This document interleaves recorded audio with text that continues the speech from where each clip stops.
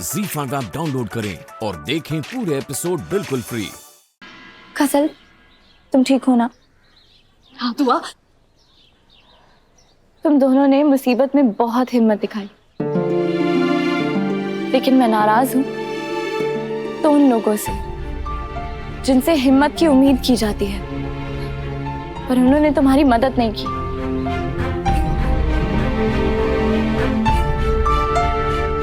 और आप सब, इकबाल से डर तो मुझे भी लग रहा था। मेरा यकीन मानो, डर के मारे मेरे हाथ पैर अभी भी ठंडे पड़े हुए हैं।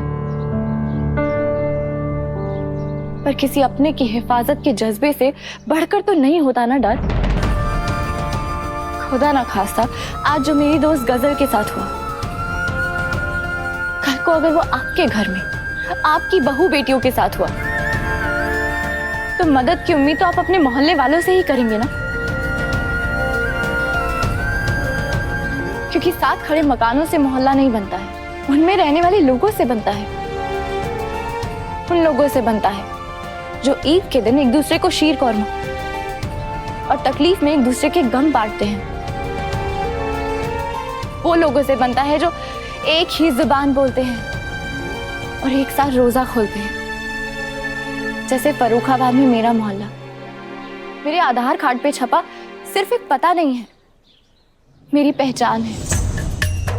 मेरा दिल जानता है बाहरी दुनिया भले ही आग में झुलस रही हो, लेकिन मैं अपने मोहल्ले में महफूज हूं।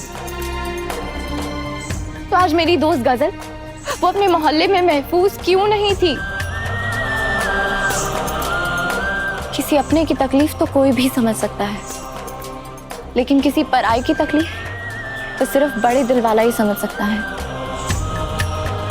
बुरा लगा देखकर कि इस मोहल्ले में मकान तो बहुत बड़े हैं, लेकिन इस मोहल्ले के लोगों का दिल बहुत छोटा है। एक बात याद रखिएगा, मदद के लिए बढ़े हुए हाथ दुआ में उठे हाथों से कई ज्यादा सवाब बटोरते हैं। तुम तो सेंटी हो गई मेरी जान। अच्छा, अब अगर तुम्हारी तकरीर पूरी हो गई हो तो प्लीज मेरी प्रॉब्लम का हल निकालो। मैं ऐसी हालत में इंटरव्यू के लिए कैसे जाऊं? घर में पानी नहीं है और मैं बिना नहाए तो इंटरव्यू के लिए नहीं जा सकती ना। तुम्हें आज ही इंटरव्यू में जाना जरूरी है क्या? इंटरव्यू में तारीख पे तारीख नहीं मिलती ना दुआ। और अगर आज 12 बजे तक मैं इंटरव्यू पर नहीं पहुंची ना तो समझो नौकरी को टाटा बाय बाय कहना पड़ेगा। और अभी हालत ऐसी है कि 3 महीने का बिजली का बिल और 4 महीने का किराने का बिल भी देना बाकी है। चाहे जो हो जाए, मैंने कसम खाई है कि अब्बू की पर्सी तक ना मैं इतने पैसे जमा कर सकूंगी कि यतीम खाने के सारे बच्चों के लिए ना अब्बू के नाम से नए कपड़े बनवा सकूं। खैर वो तो आगे की बात है, लेकिन अभी क्या करूं? अभी बिना नहाए तो ऐसे नहीं जा सकती ना।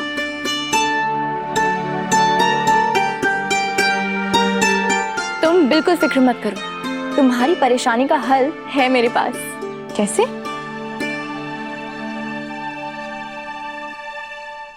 इतनी देर हो गई आपकी बहू का फोन आए, लेकिन मेरा रूहान अब तक घर नहीं आया। दुआ ने साफ लफ्जों में कहा है ना कि रूहान बिल्कुल ठीक है और वो दोनों वापस घर आ रहे हैं। मुझे ना आपकी बात पर यकीन है और ना ही दुआ की बात पर। मैं बस इतना जानती हूँ कि मेरा बेटा रूहान अब तक घर नहीं लौटा, और आप लोगों का क्या भरोसा मुझे झूठा दिलासा देकर शायद अब भी मेरे बेटे को मरवाने की फिराक में हो। या अल्लाह, तुम फिर शुरू हो गई। क्यों बेसिर पैर की बातों की रट लगाए बैठी हो तुम? चलो हम पर एतबार ना सही, लेकिन खुद की आंखों पर तो यकीन है ना तुम्हें? क्या तुमने नहीं देखा? हैदर रूहान को बड़े भाई की तरह नहीं बल्कि एक बाप की तरह प्यार करता है। कितना ख्याल रखता है वो उसका। बाप बेटे के रिश्ते की मिसाल आप ना ही दे तो ठीक है बाजी। उस रिश्ते को ना चवन्नियों के भाव में बेच चुका है आपका लाडला। और मेरे बच्चे से कितनी मोहब्बत करते हैं आप लोग, ये तो जाहिर कर ही चुके हैं आप। मैं बोल रही हूँ, जिस घर जिस दुकान पर से मेरे बेटे का हक छीनने के लिए आप लोग उसको मरवाने की फिराक में हो ना, उस सबको जलाकर राख कर दूंगी मैं। आपको, आपके बेटे को, आपकी बहू को बर्बाद कर दूंगी मैं। जिस मोहल्ले होता है मेरी बर्बादियों का जिक्र, वही मशहूर है तेरे सितम की दास्तां।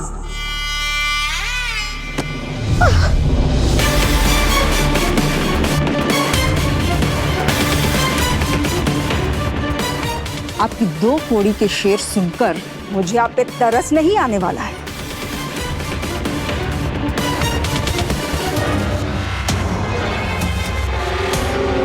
दो कौड़ी का शेर? 17 फरवरी 2000 की शाम भूल गई? यही कलाम पढ़ा था ना राहत साहब ने, जिसे सुनकर तुम उनकी परस्तार हो गई थी। कभी मुझे लगता है मोहब्बत तुम्हें उनकी शायरी से हुई या उनकी शोहरत से।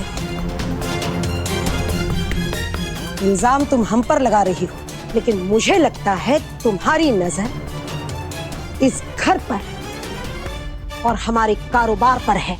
हिम्मत कैसे हुई? हिम्मत कैसे हुई तुम्हारी?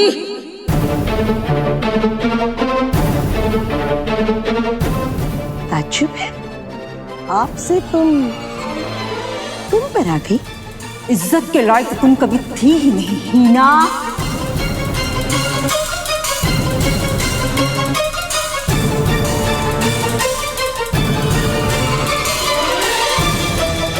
आप मेरी अम्मी से ऐसे बात नहीं कर सकती। चल अम्मी! मेरे रास्ते में आने की जुर्रत!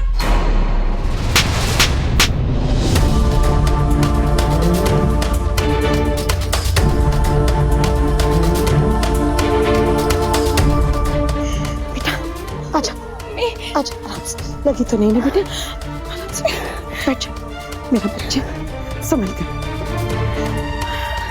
मैंने पहले भी तुम्हें आगाह किया था, राहत साहब की बीवी से तुम भले ही जीत जाओ, लेकिन मेरे बच्चों की अम्मी से तुम कभी जीत नहीं पाओगी। जी सर, मैं इंटरव्यू के लिए पहुंच जाऊंगी सर टाइम से। जी सर, मुझे पता है 100 से ज्यादा लोग हैं इंटरव्यू के लिए। अरे कैसी बात कर रहे हैं सर, नौकरी लग गई तो आपकी कमीशन पक्की। अरे हाँ 30%।